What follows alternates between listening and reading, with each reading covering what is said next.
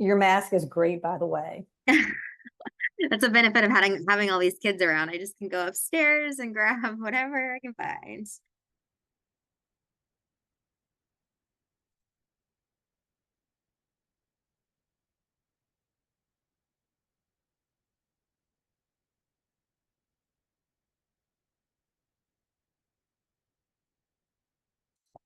If you guys are joining, we are going to give it a few minutes and then we will get started, but we wanted to say happy Halloween.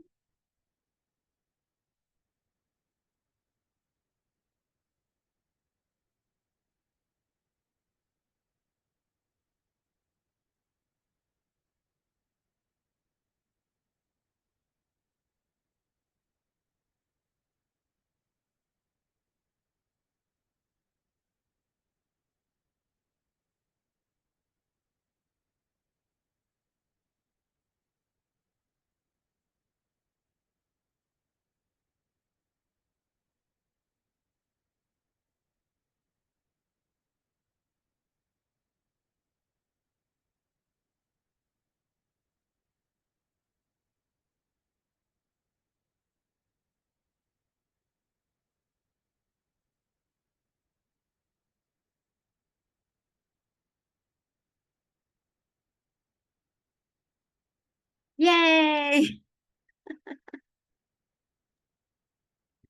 Love the Halloween costume. Thank you. Give me 1 second, y'all. I am gotta get in the spirit, right? Mm-hmm.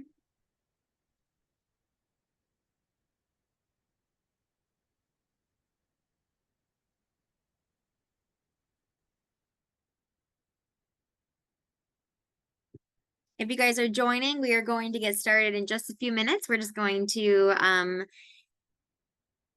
wait probably about 2 more minutes. If you guys want to introduce yourself, where you're from, what organization or university you're with in the chat box, that would be awesome.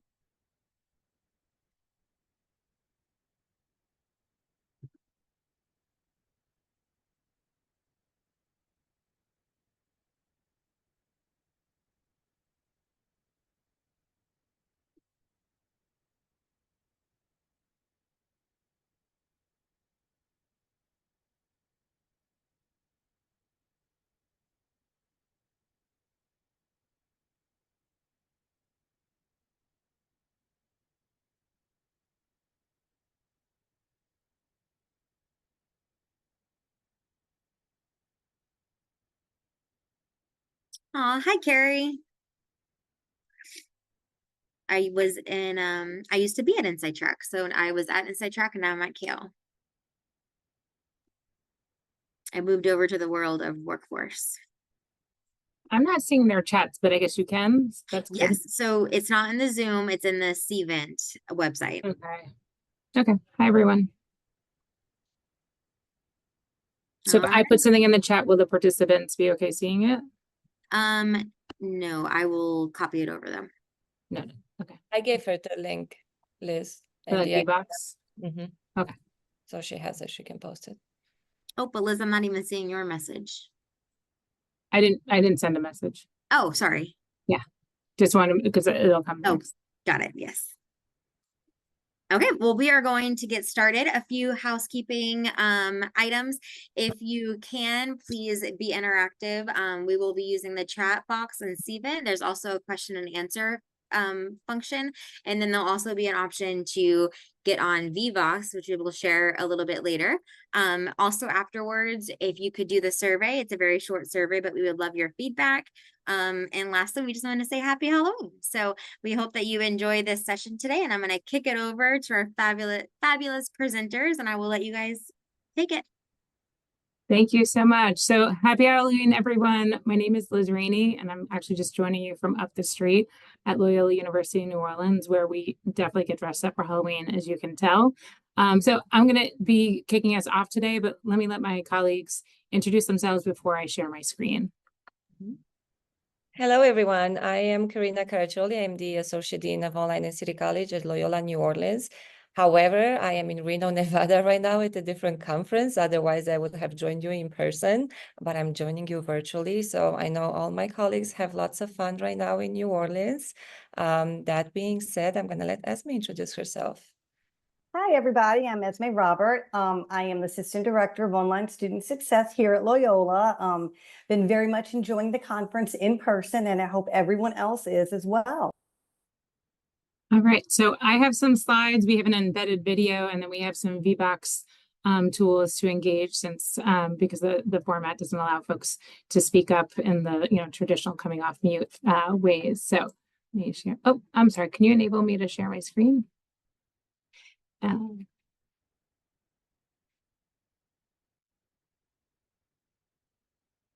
If not, I will introduce myself while I get that permission level. So again, I have been at Loyola since 2014. I'm sorry, since 2010 for 14 years. I'm originally from New York.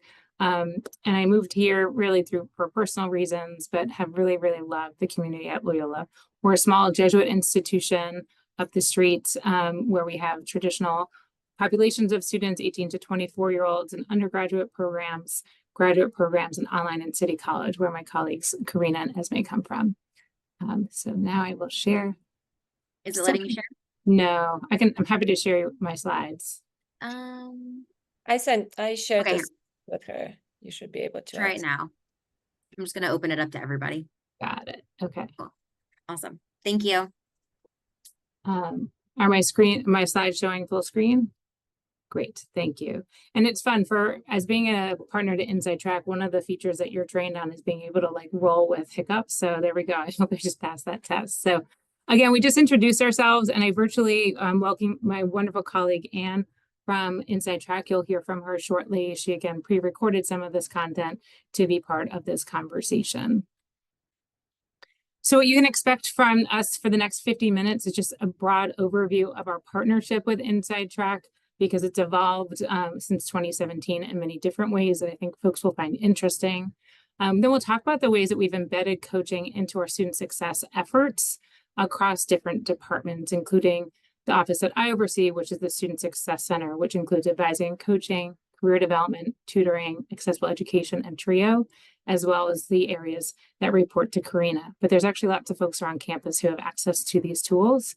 And then we'll share with you some preliminary findings from some research that Dr. Karina and I have been conducting, with much more to come as we unfold. So I'm going to put up this quick VBox.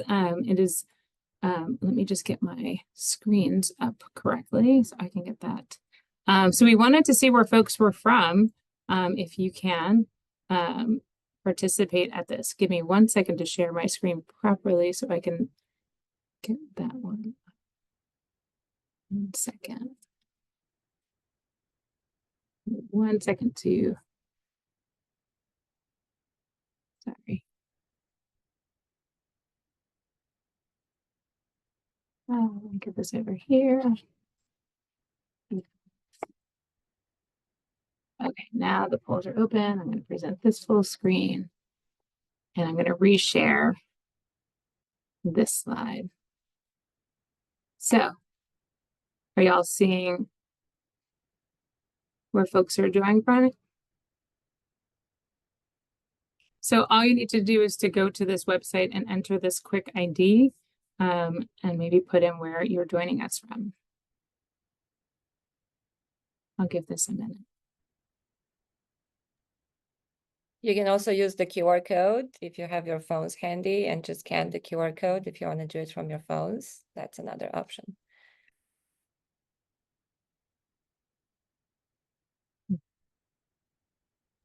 And in the chat, we are seeing, or I don't want to tell you, but I'll see if they're.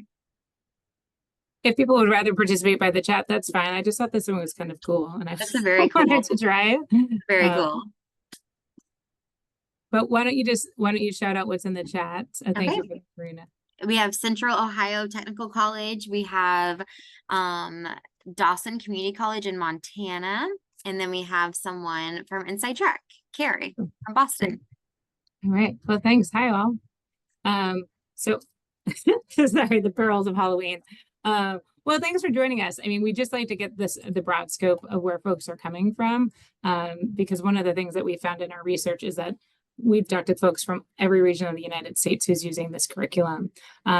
We do want to know, maybe perhaps we'll just keep it in the chat. What are you all most looking forward to learning about from this session, just so we can level set on what your goals are? I'll put that in the chat.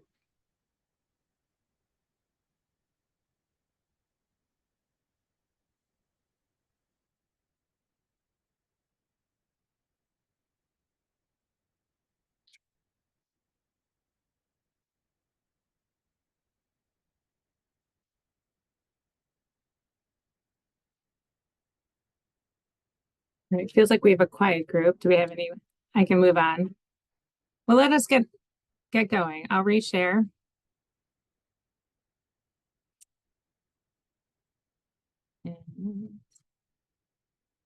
So again, our goals, just to put you what we hope to accomplish, are to tell you a little bit about how Loyola's implemented and evolved our coaching program, to give you a sneak peek into the interviews with staff, to understand how coaches and leaders have used this methodology for sustainability in the ways that they've supported their students. I also think future research will explore how folks are using it to sustain and build up their staff. That's a real emerging theme. And also, we hope you come away with a foundational knowledge about the elements of coaching and the opportunity to connect with us either in this workshop or in the future. So I'm going to hit play on this video. If someone could just give me a thumbs up that the audio is working properly. Hello, my name is Anne Werbach, and I'm the Strategic Partnership Director at InsightTrack. And I've had the pleasure of partnering with Liz, Karina, and Esme at Loyola University of New Orleans since 2017. So we've been partners since then. Today, what I hope to do is just review how our context of our partnership should be goals and publish, and then we can continue to Can you turn it up a little bit, Liz?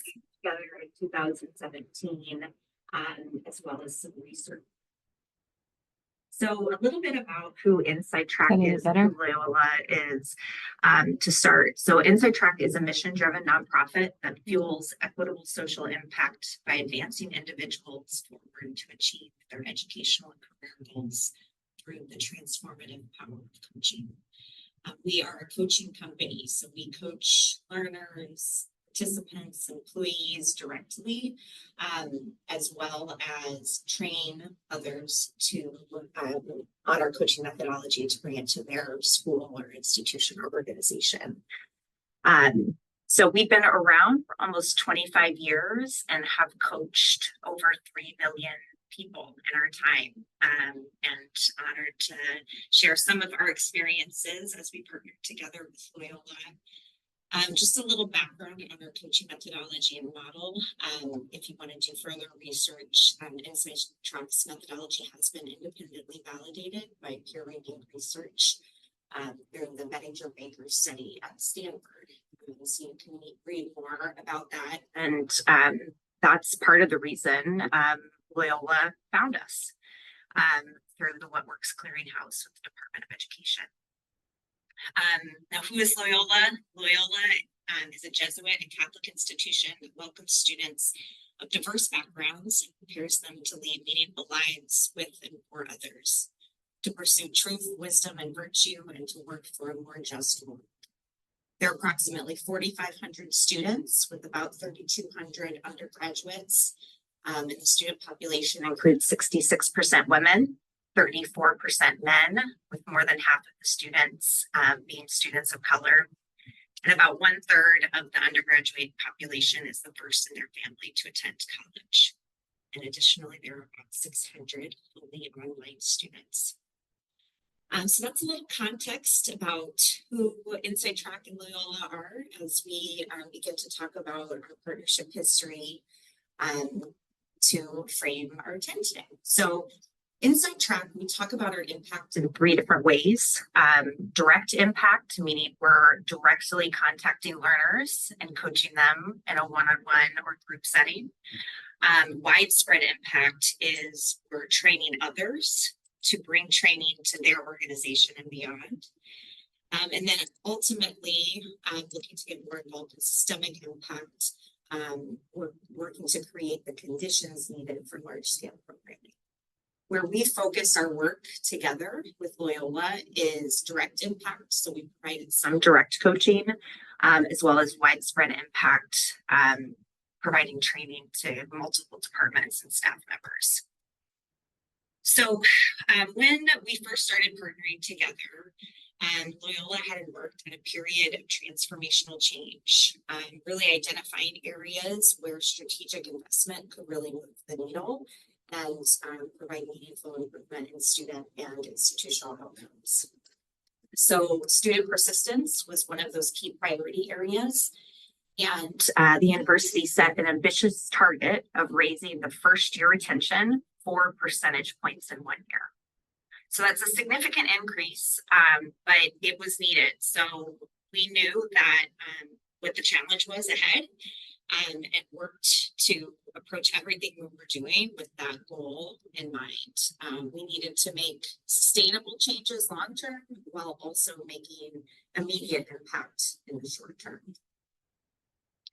And so I want to share a little bit about our coaching methodology and approach. This is what we were training Loyola on, as well as what our coaches were coaching on as we work together.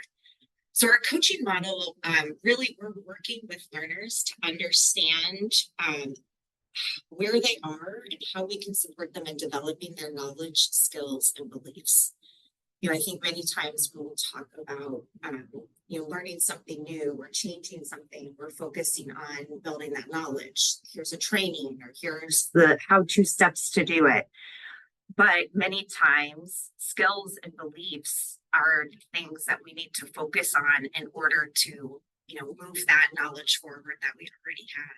So at coaching, we're working with each participant to understand where they need us to be and helping them advance, whether that be in their knowledge, skills, or beliefs. And then our meeting structure offers a really consistent and flexible approach so that you can basically do development and quality assurance, ensuring that our framework and methodology continues to work, while also meeting that individual where they need us to be in that day to move them forward towards their goals. So in every meeting, we start with a frame to set a shared intention for the coaching session. This is also a very healing-centered approach to let people know what's ahead. Assess to prioritize, so really understanding that individual situation, determine where to focus our support. We discuss to advance, so then once we know where they need us to be, we work towards individual steps that are going to get us towards that larger goal. And then we summarize to motivate. So now that we've discussed this, what are you taking away from our meeting today? How is this going to impact you towards your long-term goals? So making sure that there's some stickiness to what we talked about for the day. And then within our assessment period, you'll see on the right side of your screen what we call our focus wheel. So this is our assessment focus wheel. So with each participant, we know that these areas can help enhance success or become areas of challenge that could create obstacles towards your goals. So we want to make sure that we're assessing around all of these areas that are key to successfully moving forward. And so we'll dive into each of these areas to identify where they need us to be, what is the obstacle in one of these areas in which we need to dive deeper into, or what is the strength that we can bring from that area to help enhance your skill set in other areas. So this is our framework and approach. This is, again, what the framework and approach that Insight Track use to coach learners directly, as well as the methodology and approach that we trained Loyola on.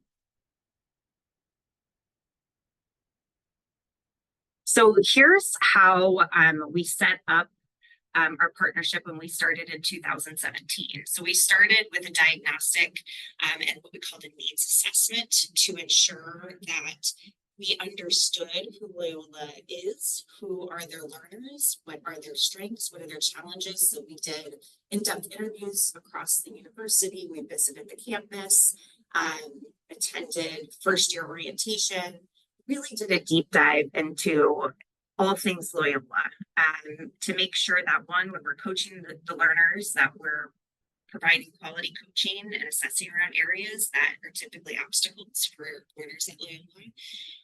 For example, Mardi Gras.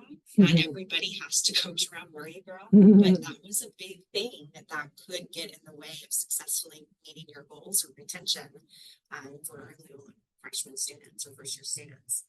So that needs assessment really helped us identify where we need to focus, how we want to build out this program over the next 2 to 3 years, and how do we have immediate impact while also creating sustainable practices for Loyola beyond our work together.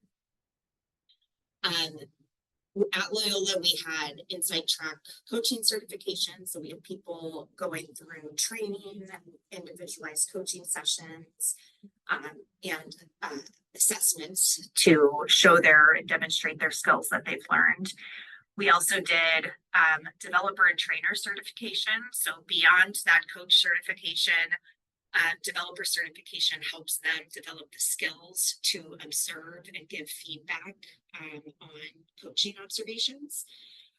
While trainer certification provides all that they need in order to deliver Inside Track coaching across their university for as long as possible. So that trainer certification also gives them access to the trainer network. So they're in a community of trainers, and it's nice to have that network as they build skill. And then in the middle, you'll see direct coaching. So essentially, as we're looking to make that impact, the entire freshman class was split between half of the learners came to Inside Track coaches, and we coached via phone, and then half of the learners went to Loyola coaches that we were currently training and building up their skill while they were coaching learners. So the entire freshman class got a coach.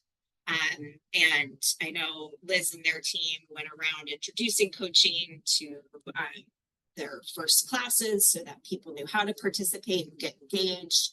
Did a lot of change management to ensure that this was launched in a way that could lead to the most impact. So we started on our way. So as I mentioned, that first year, we shared the coaching duties. So we trained the coaching team at Loyola how to use the methodology and approach. And we also provided development and support for managers. And really look to have direct impact while also beginning to build that skill for Loyola. In the second year, Loyola's team took over all coaching duties. So we worked to slowly transition so that Loyola was coaching all the freshman students beyond that. And then we provided some development and support. But beyond year 3, they were doing completely in-house on their own.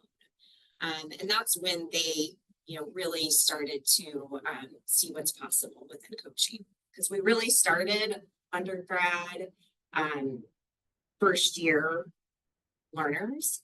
And then, Loyola has done a lot to expand it. But we mentioned at the beginning of our partnership, we had a very tough goal of improving retention by 4 percentage points. And we did, and successfully achieved a record high of 85%, exceeding the ambitious goals set by Loyola's leadership. So we saw great results. You can see we really did a deep dive into where did we see coaching work really well, where, could we have done better? And when you look at this data, you see that no matter the demographic, coaching worked once they received it. For those that didn't receive coaching, they were offered it, but they didn't participate in coaching, I should say. they retained at a lower rate than those that actively participated in coaching. So overall, the more coaching a student receives, the better the retention results. 85% retention for someone who met with a coach 2 times. There was 89% retention for those that met with a coach 3 to 5 times. And there was 95% retention for those that met with a coach 10 or more times. So after this incredible, after these incredible results, we, we're excited and thrilled. And also, how do we continue to bring this and spread this strategically at Loyola? And that's also when Karina was starting and really building up the online student success program. So I will share as the final highlight that the outcomes for students were incredible. And as we wrapped up sort of our contract at that point, over 30 staff were trained on the Inside Track methodology across multiple departments and including online. So I'm excited to give it back to Liz and Karina and Esme to talk about how they've further developed their coaching program, the results and impact, as well as some research. So thank you. Thanks, Anne. Thank you, Anne. We extended our heartfelt gratitude about your video via email, but thank you again for sending this over.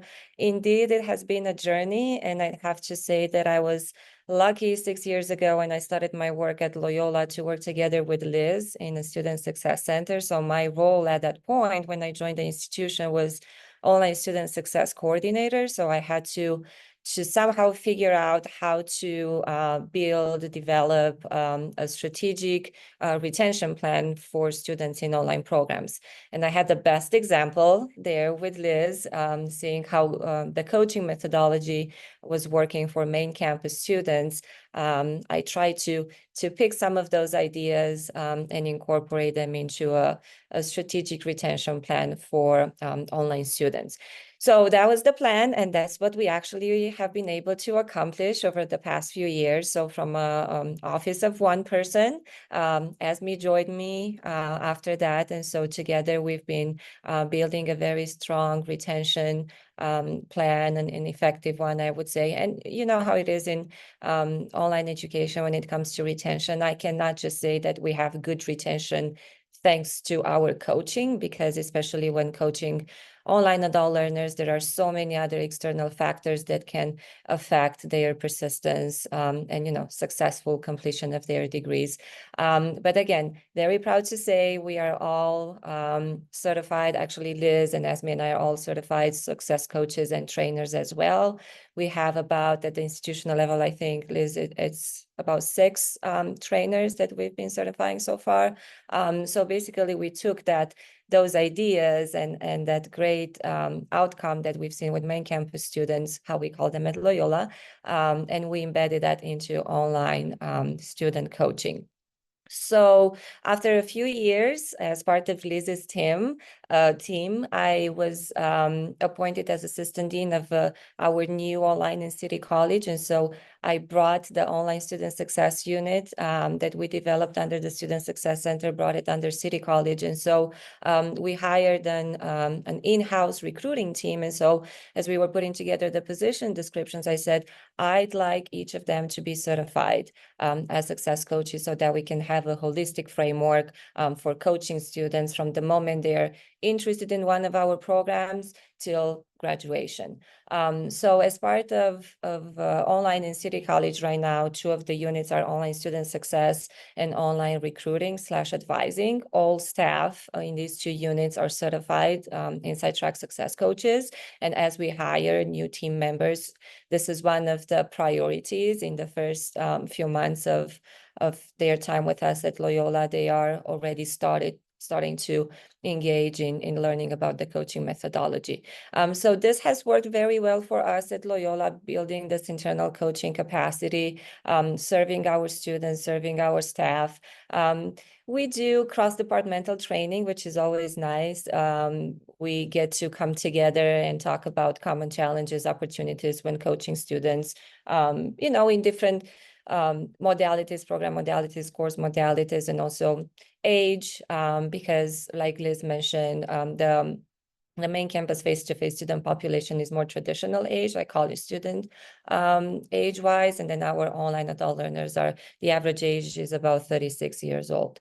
So this has worked so well for us. And so Liz and I, through our researcher lens, we said, okay, let's see how this is working in other institutions. And so we were eager to explore and learn more about how other institutions, or if other institutions are building this coaching capacity to serve their students, to see how coaching not only serves students, but also can have an impact on staff development and staff retention, because we do have some fun preliminary findings. And so hopefully when you're going to publish some papers, you're going to get a list of recommendations and strategies, not just from us, of course, because we are a case study, but we are eager to learn from other institutions. And we've been doing that over the past 2 months. And so this is actually a mixed method study. For the purpose of our presentation today, we'll give you a brief overview of some of the preliminary findings from our interviews.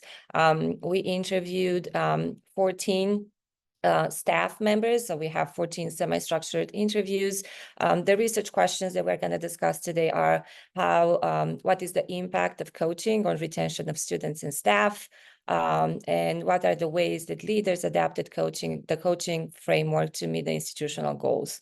And so we have great representation.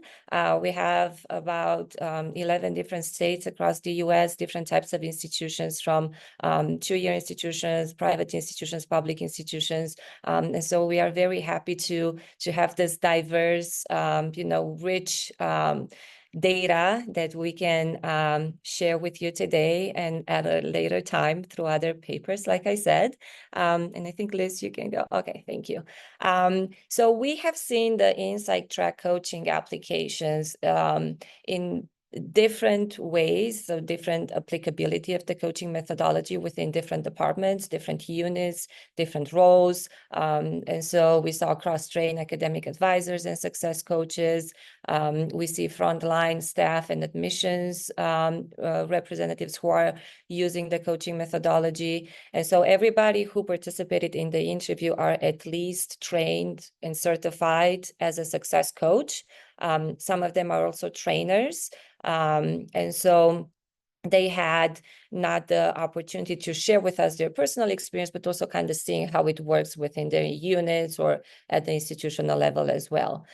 So we see coaching in financial aid units as well, with focus on readmitted students, high school support for first-year college students.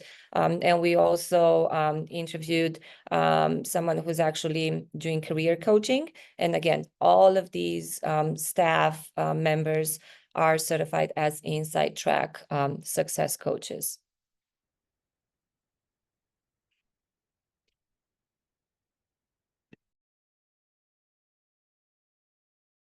It wouldn't be a Zoom if someone didn't talk while they were on mute, right? So I'm going to take us through some of our research questions. So thank you for teeing us up, Karina. So we certainly asked folks, how do you think coaching has impacted student success and retention? And as Karina described, we were talking to folks who really supported a range of different learners. And what was immediately clear is that, certainly most folks had a focus on retention, momentum. I heard a lot about from community colleges, meaning students taking more credit hours to progress quicker, graduation and transfer outcomes, transfer often being from the 2-year to the 4-year school. But what folks also really talked about was having this consistent approach and the skill set to listen to their students. So I have one person named Melissa who said, going back to my employees having the coaching skills, and this is someone who cross-trained all the frontline admission staff. So going back to my employees, having the coaching skills to talk a student through life problems is very important, as well as academic. We don't only concentrate on high school seniors or juniors, we concentrate on adult learners. There are other examples. There was a school out in the West who talked specifically about raising the grades in an English course, which is a very specific outcome that this particular place paid attention to. And another community college up in the Northeast, told me that while we can't presume causation, our 3-year graduation rates have improved. This is a 2-year institution, to the tune of about 14% to 16 to 17%. Again, this is a community college. So many folks just reflected on the fact that it did appear to be working. I mean, we all kind of know you can't always make a direct causal relationship to it.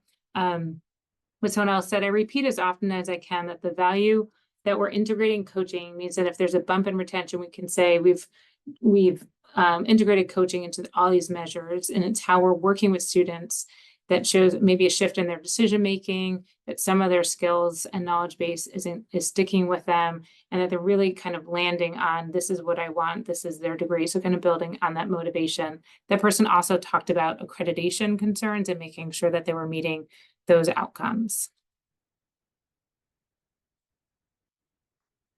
So again, we also asked folks, like, how is the methodology helping you specifically support students?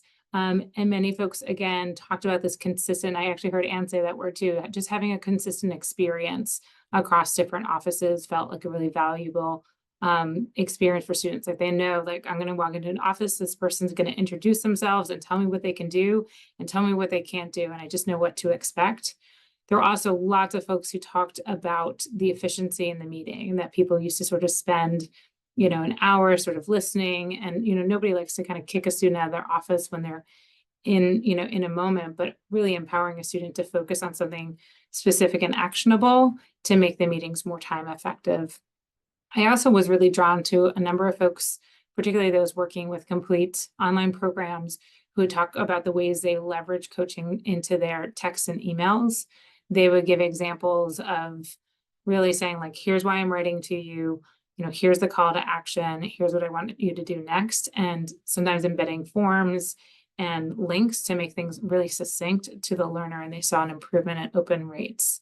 Another person just talked about really listening. So I'm going to read from folks. This really helped. And this person also talked about the fact that they used to kind of dread undeclared students, like students who were exploring majors, that they were like, oh goodness, like I got to brace myself for the, for this life journey. And then this really feeling like empowered to have a toolkit to talk to the student in a way that wasn't draining for either of them and move them forward. And this person was reflecting on listening to her own meeting, which for those of you who are in this space, know that when you're in the training process, you record and listen to your meetings, or someone gives you feedback, but you do it for yourself, of course. And she said, I just really thought about listening and not rushing. I noticed when I listened to my first recording, when I listened back to it, just how much I rushed that conversation. I just assumed I knew what the student wanted, and I answered the question before they even finished.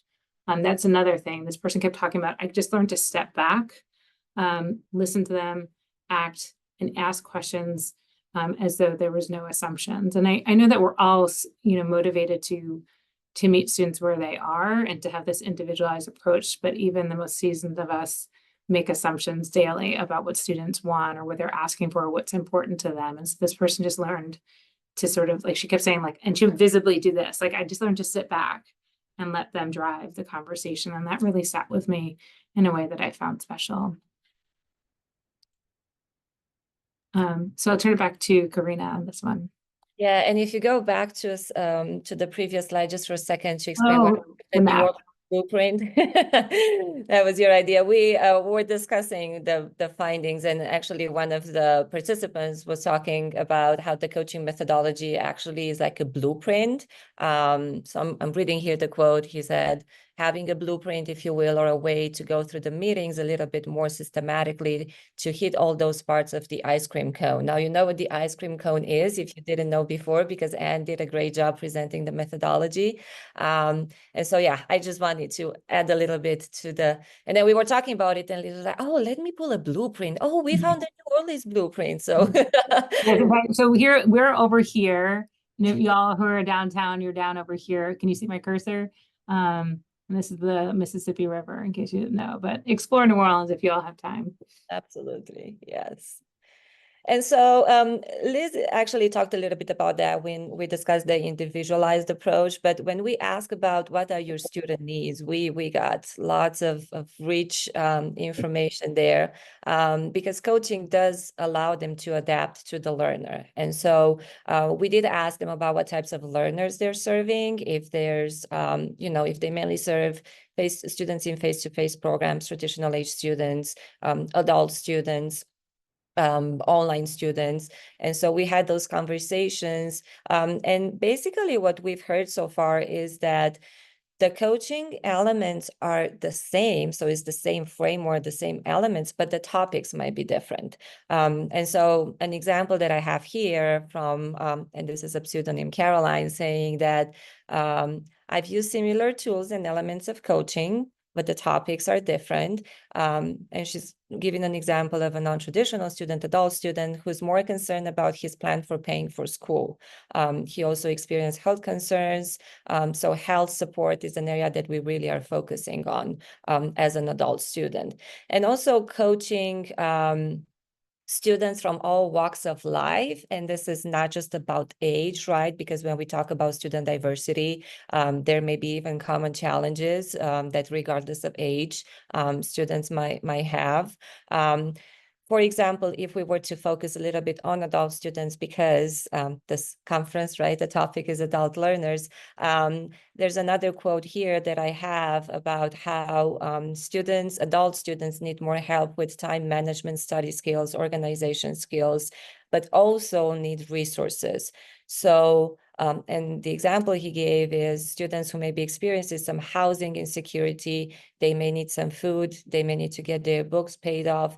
And this is an example of an interview that I had with someone who said, at some point we had a student who was struggling with their car because they didn't have transportation to come to campus. So we came together with funds and we actually helped them pay for their car, to fix their car so they could continue their education. So it was either we would just let the student go because that was an external factor that he couldn't control, or actually help them overcome that temporary barrier so that they can continue with their education.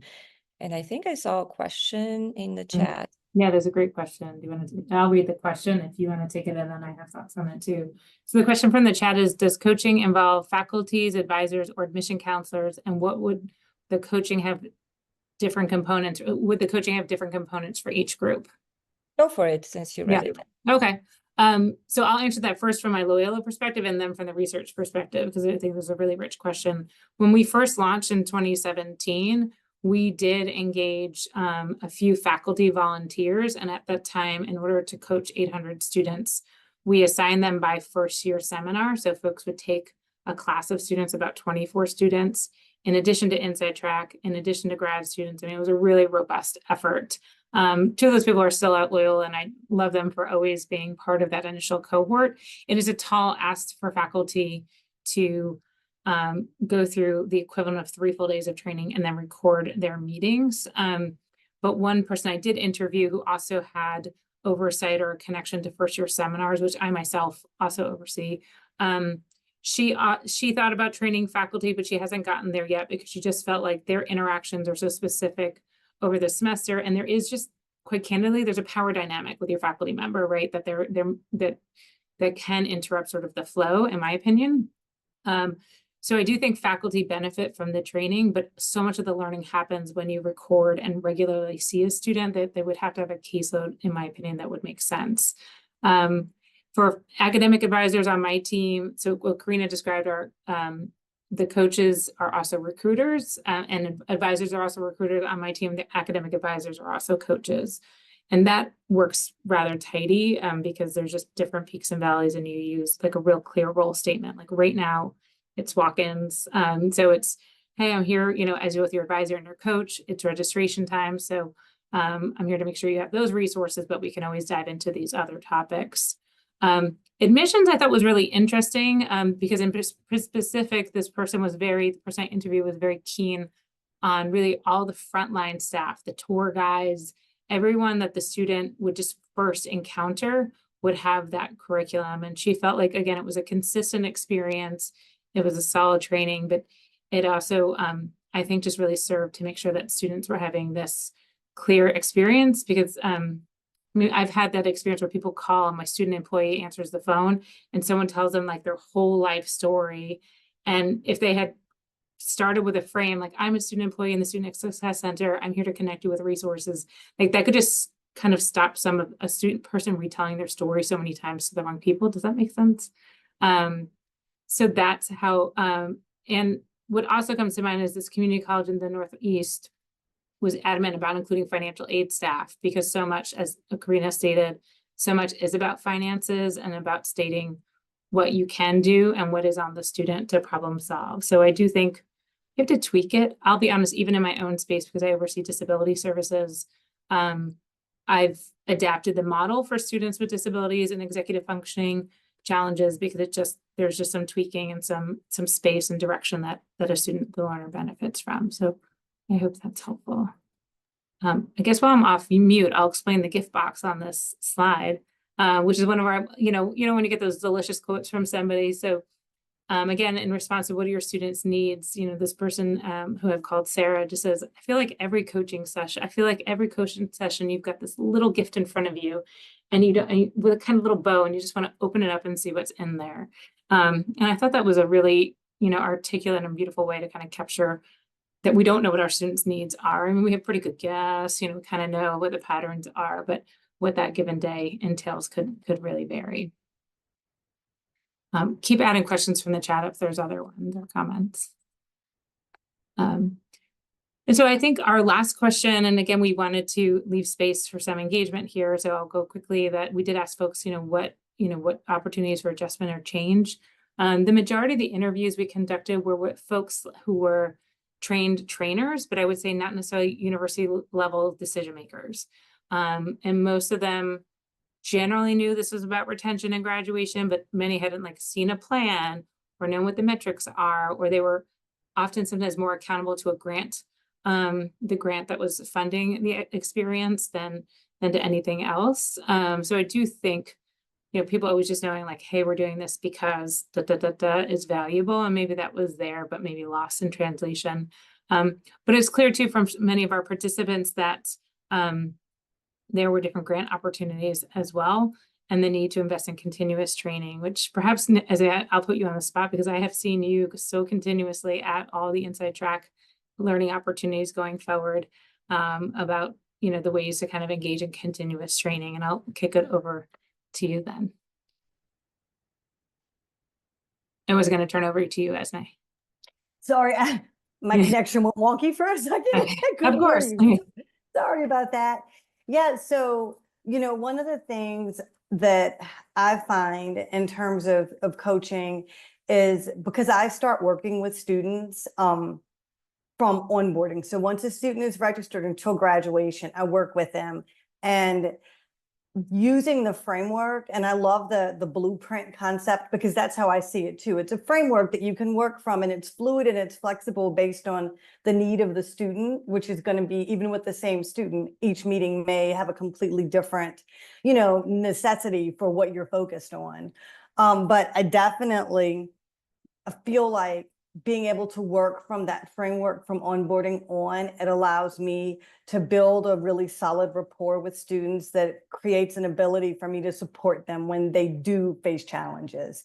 And working with our recruitment team and giving them those opportunities to, become trainers as well as to become, certified as well is great, because then when they shift from working with recruiters to working with me, they're used to this methodology, this framework, this understanding of, role clarification, and what we can all do to support them. So it makes it very fluid for the whole experience. So we do have some questions for VVOC. So if you feel like going back in to that link that was initially shared, we'd love if you guys would share with us did we lose our question? You're muted. Can you, Karina, can you put it in the chat while I reshare the VVOX screen? Sorry. Thank you. Go ahead. Keep talking. Okay. Okay, great. Okay. So if you can go back into VVox, if you would not mind, and share with us. Up, there we go. Okay. So if you can just answer these questions, we would appreciate your input.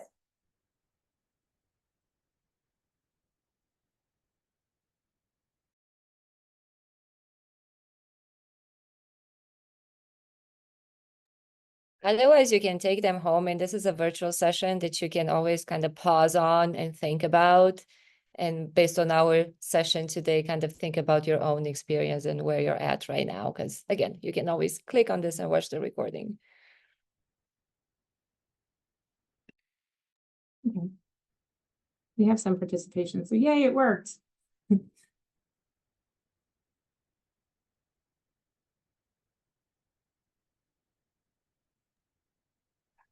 These are great. Okay. This is awesome.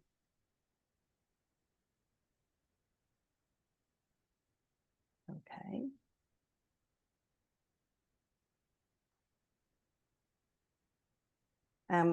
See, do we have all of our participants before we I think move so. to our, I We think only have one more so. minute, so you might as well. Yeah. So if you, can you go to the next question? Can you shift it over? Mhm. Okay, so if you guys would not mind sharing with us, what are some takeaways that you can bring back to your institution? We'd love to hear that.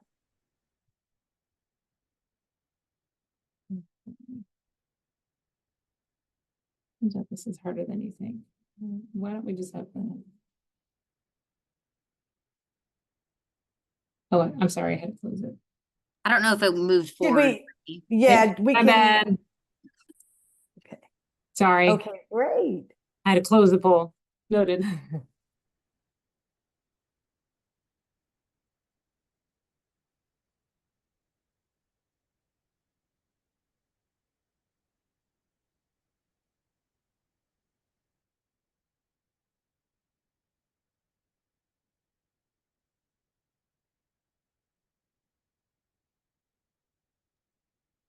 And while you're typing, just wanted to remind everybody they could do their survey, and then you will have access to this for 90 days. And you can find the contact information for all the speakers today on the CVent webpage, or you can email Kale and we will get that set up for you.